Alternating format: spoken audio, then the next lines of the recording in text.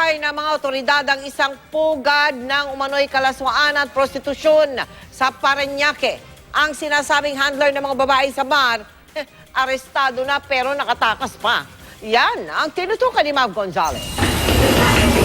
Niraid ng NBI Anti-Human Trafficking Division ang isang bar sa Sucat Road, Parañaque City kagabi matapos makatanggap ng impormasyon ng mga otoridad na nagpapalabas umano ng malalaswa at may nagaganap na prostitusyon sa Mark Ian's Resto Grill.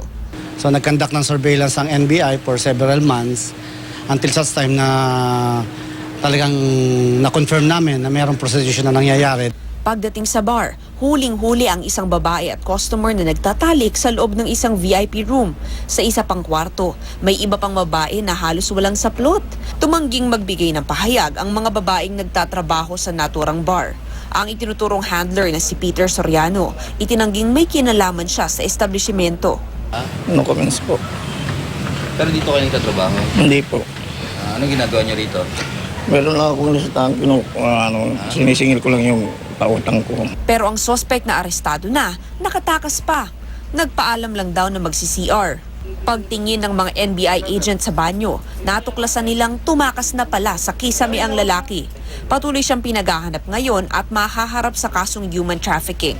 Dinala naman sa NBI ang 9 na babaeng nasagip.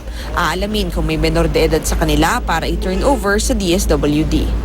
Mav Gonzalez, nakatutok, 24 oras.